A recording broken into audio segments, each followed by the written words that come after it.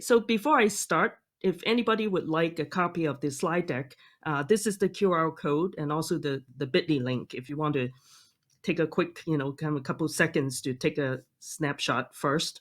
Even if you miss, don't worry about it because I can also share this with the organization here or share it directly with you. I also have my Twitter handle and LinkedIn, so and also my Discord too, so you can always connect with me, and then I'll be able to share many things with you. So all right, so real quick, right? And it is true. I'm coming back here the second time. Plus, I was in Ukraine before, and for a couple conferences too. So maybe some of you have already seen me in the past. So without further ado, I'm just gonna quick introduction. I'm at DataStax, and before this, I was at IBM as a Java developer advocate. So I've been mostly working with Java. My engineering background too is also mostly Java, some full stack experience, and all kinds of things, right? You know what it is. Sometimes you work at the company IT department, you help out in many different aspects. So that's what I do. And I'm also community builder, Chicago Java users group leader, and also I help out, with other communities too. So that's about me. And also on the left hand side below is how you can get a hold of me if you'd like to stay in touch, and I invite you to connect. This one is actually just another, poster about me. This one is from my company, so you might have seen it somewhere too. It's just more pictorial description of who I am, how do you get in touch with me, and what I've worked on, all these things. So. Okay, so let me start, right? So today's agenda, I know we only have like half hour, so I'm going to try to go fast. Sometimes I tend to like to talk too much, so pardon me. So, okay, so let me, assuming that not everybody, has worked closely with event driven type of architecture, or either you are a developer, you be implementations and doing all these. So I want to kind of make sure that we all start on the same page. So I'm just going to spend a few minutes, right, doing some introduction about computing events, right? It's a really different way of approaching design, development, and all aspect too of how we do computing. So allow me a couple minutes, and pardon me if you're already familiar with it. I just want to make sure everybody start on the same page. Then, after I talk about it, right, the different types of event computing and then event messagings, the semantics, then I'll get into like, why do we want event streaming? There are just different ways of solving problems, but what is the goal, right, of event streaming? What drive this? What is driving? What are the things that are driving this, right? How does it improve your systems? And then I'll introduce to you Apache Pulsar, and that's kind of the theme of this talk. Then I'll describe like how is Pulsar different, right, than other messaging similar type of streaming platform. And I'll then highlight a couple of developer features that Pulsar has. And then also showing you to my company, DataStax, we have a managed cloud platform that supports this quite easily, in fact. So just quickly show it to you and share with you the link, how you can also have some hands-on experience using the cloud platform to call Astra streaming, and then a quick demo. So let me start. So the many facets of computing, event computing. So we're kind of talking about computing, right? How do we deal with events? But, first, let's kind of try to understand events without computer, without anything. It's just as, human beings, right? We have many events, I just want to say. So if you kind of take a look at events, it's basically from a dictionary. It says it's something that just happens, is an occurrence. So now we're talking in computing terms. Basically, we are kind of talking about computing and kind of keeping track of events. And events, for example, right, can be can be a sporting event, can be a musical event, can be a baby is born. That's an event. But notice that the similarities. Anytime an event happens, it cannot be rollback, if an event happens. So likewise, too, in computing, too, we're talking about events that happen. And then if you look into the fourth bullet point from the Merriam-Webster.com, it's basically, it describes an observed physical reality, right? That's represented by a point in space and time, essentially. So space will be like XYZ coordinate. It's kind of thinking of the solid kind of a physical, observable, kind of three-dimensional space. That's a XYZ coordinate. But that's the amazing thing, is that it has a time element to it. And so like every time something happens, the time is happening at that point is immutable. And then that particular event, the state will change, over time. So basically you are following the change of state of this event. It carries with it data that happens at different points in time, but you can kind of connect all of them together. So that essentially form a stream. So that's what we're kind of talking about in here. So let me kind of quickly kind of also talk about too the alphabet soup of event computing. I think there are just lots of talks around here today, right? But for me as a scientist, as we are all developers, I hope you're also scientists mind, meaning curious, wanting to find the truth in everything. So essentially too, I put it down in here, when we talk about event computing, we are really talking about data in here. That's what is kind of make it very kind of important too, because it carries with it all of these data. We track the change of data, the state. So look at all of these, right? It's alphabet soup. We're hearing about all of these different types of description for event computing in here. So take, for example, today we talk about event streaming, event messaging primarily. But the thing is that what we're doing today, it has a lot of impact on the other aspects of eventing, of computing eventfully. For example, these days, right, microservices, can be stateful, stateless. All of these things are also carrying with it dealing with data too. So that's kind of important. It's a bit more higher level, so to speak, right? Microservices. For example, here I highlighted in red is reactive systems, which was my topic before. Talk a lot about reactive. Reactive makes use of event computing too, or at least in my mind, you can think of it like that. That's the best way. And then essentially then there's also event storming, which is dealing with domain driven design. Is a more functional requirements kind of aspect, right, for event brainstorming events, all of these things, ideas for your events, and pulling together business entities from all aspects in your company, supposedly, right, design something. That's event storming. And then there's event sourcing. Event processing is really like processing part is after you ingest the data. So think of today's talk, Apache Pulsar, is really helping to kind of with the messaging part, there are data that needs to kind of come into the system. And that's more like the messaging aspect, the streaming aspect. After it comes in, it goes into event processing. So the whole architecture is essentially event-driven architecture, pretty much, an asynchronous style of kind of operation, right, kind of thing. And then there's also, of course, like serverless apps too. Those are kind of prime candidate, right, for taking advantage of the event type of approach. A lot of times too, we're doing event computing sort of like not even consciously. Think of it, the fact that at your home, right, at everywhere, we have pipes that run, water pipelines that run underneath the ground. We don't see it, but it is very important. We need those kind of running, operating smoothly. And that's the same thing for event computing. So let's kind of real quickly go through again, just making sure we understand event streaming and processing. So again, the practice of taking action of these data points, in time and space that originate from a system. From the system, the source continuously create the data like that. So each event is immutable. They are a data point in the system. And then the stream is basically talking about, the ongoing delivery of this type of events. And then a series of events together is basically we're referring to as streaming data or data streams. So I hope it makes sense to us now, right, what it is we're working with. To make things more interesting and more useful too is basically complex event processing. So again, we first talk about the techniques of capturing this data, changes of state and everything, analyzing these streams of data. And all of these things too, after data arrives, we need to start to analyze it and make sense. And basically, for example, fraud detection, right?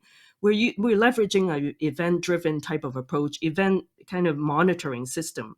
Anytime doesn't happen right, we need to be able to sense it right away and notify and send a notification to interested parties, right? Let's say I'm a bank account, all of us have bank accounts, I hope, right? And so these things are very sensitive things and high security is needed. So we need these kind of monitoring processes to be watching all the time. If something is unusual, then the system needs to be able to recognize it right away, capture the data, and immediately send notification, trigger some sort of action to it. Most likely is sending an email to alert us, right, the bank account owner, and said, well, your account has some kind of, kind of questionable debit out off of it, that type of stuff. So essentially, too, if you kind of think of it, complex event processing is basically complex. It kind of takes into account, data coming in and need to analyze it, and then make sense out of it, derive some value. Fraud detection system will be, we want to be able to make it kind of very, kind of secure. That's the goal, secure all bank accounts, all of the transactions, everything, maintain data integrity, all of these things. So it essentially identify, looking at the data, capturing it, and identifying opportunities or threats in real time. That's another key too, is that using this approach, it allows you to do all of these processing in real time. So that's the key. The real time is the thing. Now, let's kind of get back a bit too into some basics, right? It's like we're studying chemistry. We're getting back to the atom, right? To the atomic level, this the thing. So now we're then talking about data, the messaging aspect, right? Data is from one point to another, transmitting it. So there are essentially two types of messaging, right? Strictly speaking, event-driven and message-driven.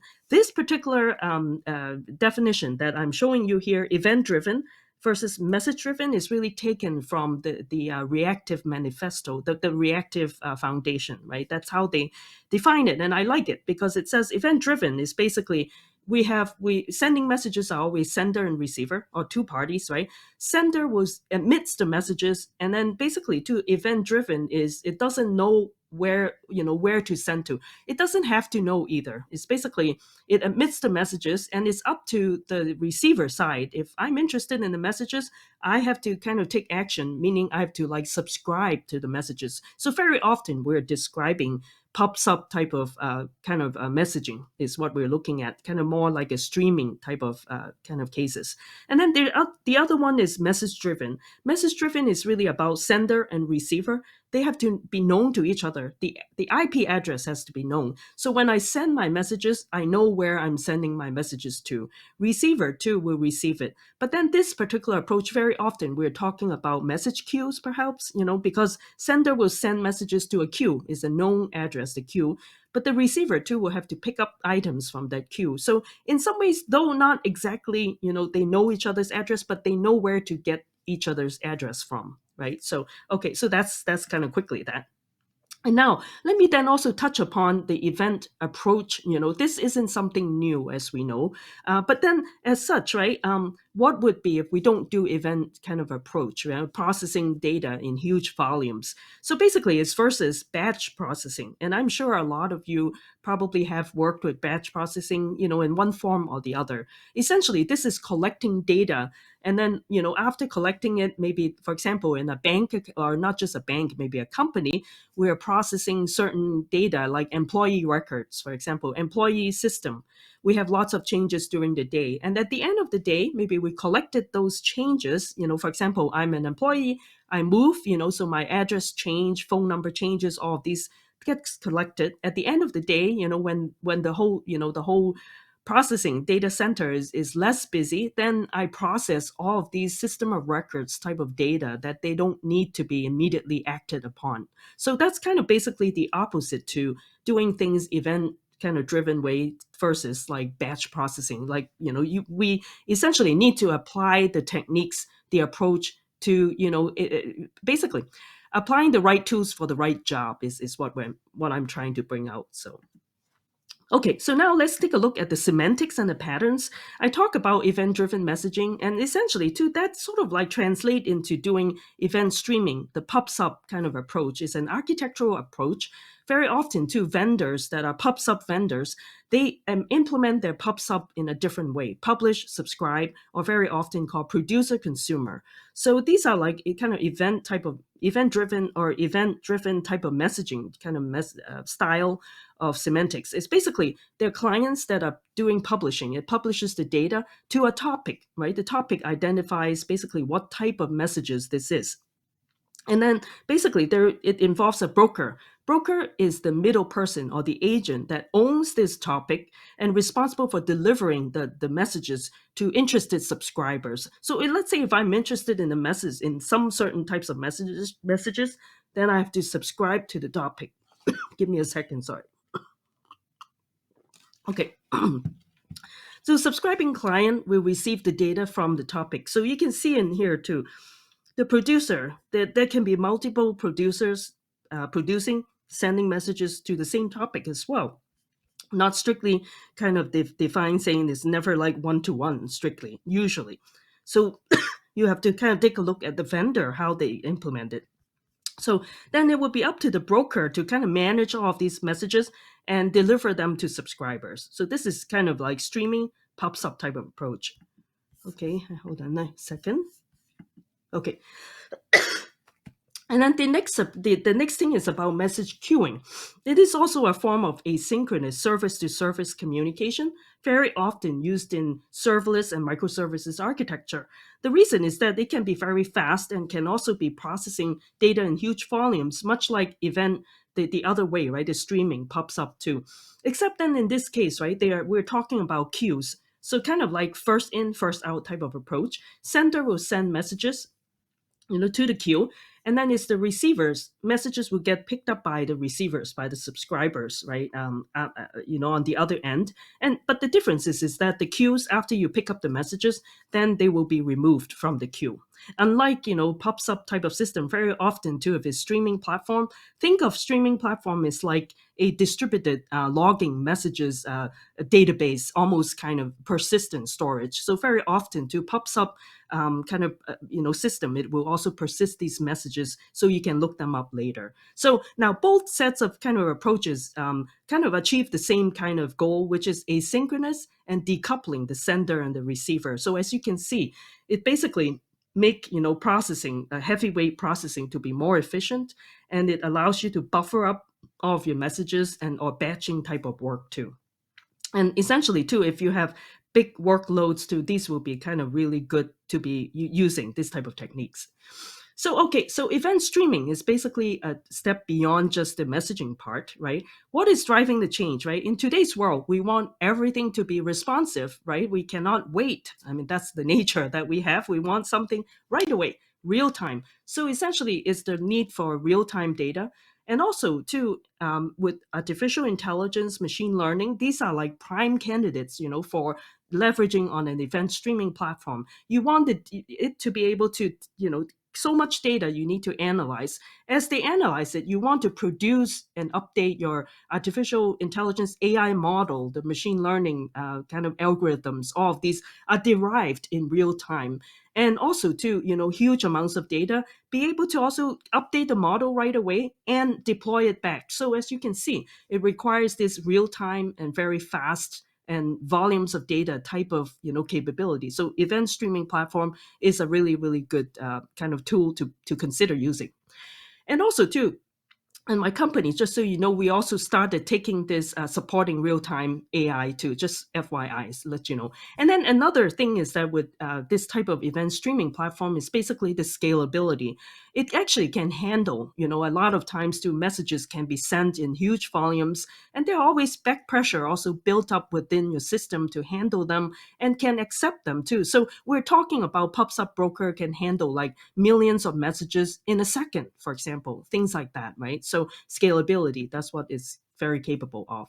This one is just kind of summarizing what I just talked about, right? Watch for the events. If I'm interested in the messages, I subscribe to it. If I'm not, I don't worry about it. And basically, it allows you to make decision in real time, not after the event, and also allow you to basically ingest, high frequency of messages with very low latency. So that's the advantage.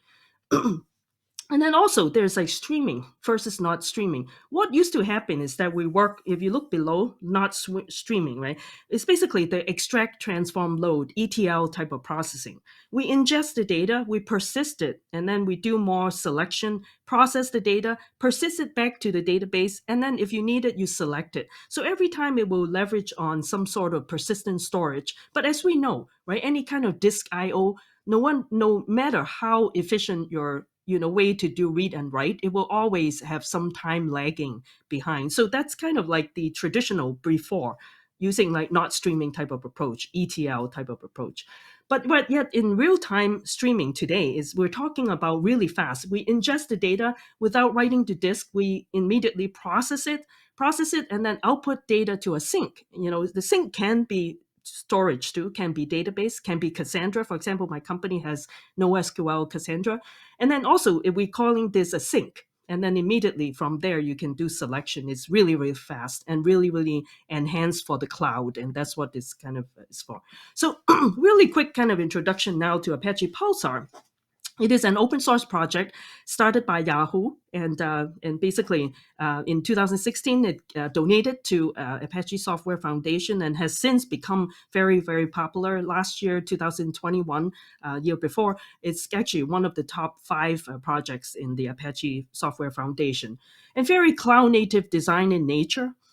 Cluster based also supports multi-tenancy, is to better like organize all of your data. So it's pretty convenient. And I want to show you 2 data stacks what we have to support multi-tenancy very easily. Lets you create a stream in essentially seconds, right? And then also you can have different clients. The publisher subscriber can be in Java, can be in C# too, Python, Go, and other community contributors. For example, like Scala, for Rust, and also Ruby, for example. Those are all supported as well.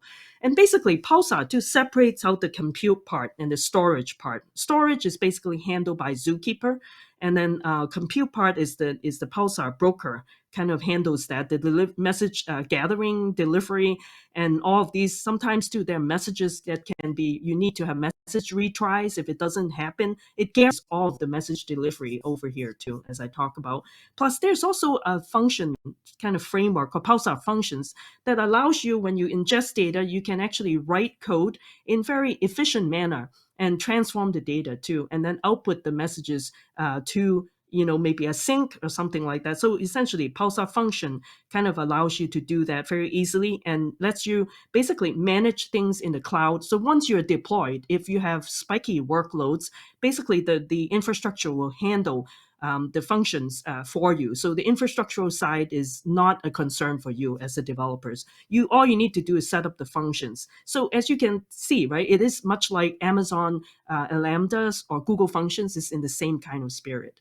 And then also there's another feature called tiered storage offloads. So if the data has become cold, and so it can cost money in the cloud, so you want to then move all of these data off to more like hot. Well, actually, I should say, in hot, normally you have data in the hot storage, right? It costs more money. That's in the active cloud region. But then there are data that you're not using, then you can move it kind of off to like less expensive kind of storage facilities, such as S3 buckets, such as Hadoop has HFDS or HDFS. And so those things will be less expensive for you. And Pulsar already has this internal mechanism. It recognizes it and handles things for you. So Apache Pulsar, again, really, really quick kind of summarizing, is unified distributed messaging and streaming platform. And again, the best thing is open source and is free, right? And there's also a number of GitHub stars. You can be rest assured, number of contributors they keep rising to every year, right? So kind of you can trust it. And who else is using Pulsar? As you can see here, top and foremost, Yahoo continues to use it. And then Verizon, Splunk, all of these big companies too are using it too. And this is just a small sample of it. And how is it different, right? Really quickly. So we have producer. When you write code, you write the producer client or consumer client. I talk about PubSub. It's a PubSub broker, but it also supports queuing too. The thing is that there's also different subscriber mode that you can have. There's a subscriber mode called exclusive that essentially turns Pulsar into a queuing, because you make the sender, it's only like one topic, or actually that subscription only allows for one consumer and one topic like that. So it's a one-to-one kind of essentially turns it into queuing. Okay, so that's producer, consumer. There's a broker, is serverless Java runtime, that handles all the messaging, dispatching, communicates with the Pulsar configuration, communicates with the bookkeeper. And then bookkeeper is the one that's basically handling all of these log messages very efficiently too. It helps with the data. Think of it sort of like a database in some ways, right? It stores all of these log messages. And as such too, if you need to do message replays, is supported in there. And you use what is called like a reader interface, in your code that you can actually then kind of use it for navigating through all of your messages too. And then I also want to mention about Zookeeper too. Zookeeper is used by Pulsar to handle metadata coordination between different Pulsar clusters, for example. So these are essentially the five kind of components to Pulsar, and it takes on a traditional multi-node type of architecture.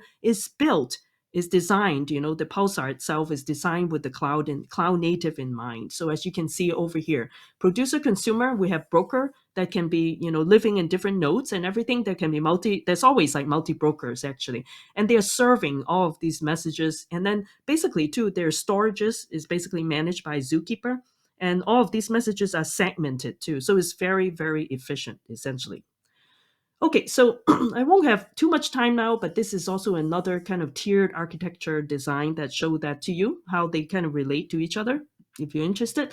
And basically, with Apache Pulsar, as you can see, if you already are running Kafka, you already have JMS, RabbitMQ, then no need to worry about it. Pulsar, you don't need to change anything. Pulsar can, because being so efficient, you can have it as a bolt-on. Think of it like that. It doesn't intrude into what you have. You can still continue running what you have, and it nicely integrate with everything. And for example, like Kafka, JMS, and RabbitMQ from my company, we have a Starlight API layer that you can also use that to communicate with your existing runtimes of the Kafka, JMS, or RabbitMQ systems too. So essentially, it's a unified platform. Okay, so this one, I just want to quickly point out the exclusive subscription. It turns it into a message queue. Okay, so just a couple of quickly developer feature, right? So basically, we're talking about data pipeline, water flowing through different pipelines, and that's how think of data flowing through. In the middle here is where Pulsar function is at work and transform all of your data, output the data to a sink. And then Pulsar functions is what makes it kind of possible. And over here, just a lightweight and much like AWS Lambda and Google function. And there's also a feature called Pulsar Schema. So anytime we deal with messaging, is dealing with transmitting messages over the wire. So as such, using Schema can help you track all of your changes of your data too. So that's very kind of a very efficient, convenient manner. So, and another thing is that we're talking about data pipeline. You need to have source and sink. There are a set of pre-configured source and sinks, and then you let Pulsar help you transform the messages. Think of it that way. But if you find that you can't find, let's say I'm using Elasticsearch, there's already a sink connector that you can use too. But let's say you have something that's older, but you want to connect to it, you can write your own connector as well. Okay, so I just want to really quickly, then right now I think I'm almost over time. So basically Pulsar has, or actually DataStax has what we call like Astra streaming. This is our managed cloud platform. And then there's also Luna streaming, which is you deploy your own using Helm chart, for example, to Kubernetes. You can manage your own, but we also provide you with enterprise support, or you can use the completely open source version too. And these are like Pulsar, basically you can use Pulsar as is, or using Starlight, the API, to connect with RabbitMQ, connect with Kafka or JMS as well. Okay, so this is just an example of the rich ecosystems of connectors and clients that Pulsar supports, and also what DataStax is able to provide you support with in our Astra streaming platform. So as you can see, there are many, and these are like a lot of the popular messaging systems or database systems out there that we're supporting too. Okay, so I'm not sure if I have quick time for a quick demo, but let me real quickly show you, right? So I talk about astra.datastax.com is what you can use to sign up for a free account. Over here, it says starts in minutes, no credit card. You just need to give your email address, and then you can use up to 80 gigabytes of free monthly too. So let's say I already have one. Really easily, you can sign up with your GitHub, for example, just really quickly. I know don't have time now, but just want to introduce you. So as you can see over here, if I want to create a stream, you go to the streaming tab and basically say create tenant. And let's say today we're talking about cloud builders, and then we want to use Google Cloud, select a region. Now we're talking about here in Europe. You're in Europe, you can use Europe West, and it shows you how much it costs, and click on Create Tenant. That's it. You are ready then with a streaming a tenant, the Pulsar tenant too, right here. But right now I'm not going to create one because it's just a quick kind of, I already have a couple tenants created. I don't want to take up space, but I do invite you, to try this out, and it's not very difficult. But so let's say, over here, if you want to do something with it too, well, this kind of take a little bit of time. But as you can see, let's say if it's too long, I won't waste time. But essentially, if you click on it, it will have different. Sometimes, the system may take a bit of time. So rather than wasting time on that I like you to invite you to create this streaming client tenant. Click on it is very much kind of self-guided. It kind of shows you how you can then create your topics, create your producers and consumer client too. So with that, I just want to share with you, the kind of wrapping up now. And if these are like different links as to how you can, get more resources. There are more too, but these are just a couple of primary key kind of URLs you can use. And Astra.datastacks.com is the one that you can connect to get your free account and try it out. Our DataStax Pulsar platform, managed cloud platform. And then these are just some community resources. If you're interested more, these are the different, connection to Slack, to the GitHub repo, all of these things.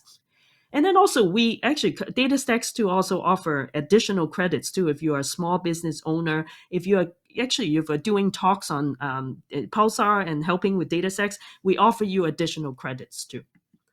Also, we have on YouTube, we have 5 minutes about Pulsar. Just we go into each topic and give a 5 minutes in-depth talk about each. And also, I have my own Twitch stream. So today I don't have time to demo, but on my Twitch stream, then usually I would do some small demos too every time. I try to do them every week, but these days I've been busy. But do follow me, so if it's there, you'll be notified. And then over here too, at my company, we have what we call Awesome Astra. There are lots of sample code. You can try that out too. And with that, Awesome Astra, this one, oops, I think somehow I kind of get over here. Okay, here we go. And then there's also a benchmark report on Kafka versus Pulsar from Stream Native too, if you are interested. And with that, I want to thank you very much. I think I'm just 3 minutes over. So thank you so much. And please stay in touch. And I invite you to ask me more questions. So thank you again to the Cloud Conference here, Cloud Builder Conference. Thank you, Anastasia. Thank you, Mary. And it was amazing as usual. And we have some interesting question for you from Axon. Would you mind to answer it? Oh, yeah, sure. I would be happy to Okay, answer. that's great. So could you please have a quick comparison among Pulsar and other similar products like Apache Flink or Spark? Oh, okay.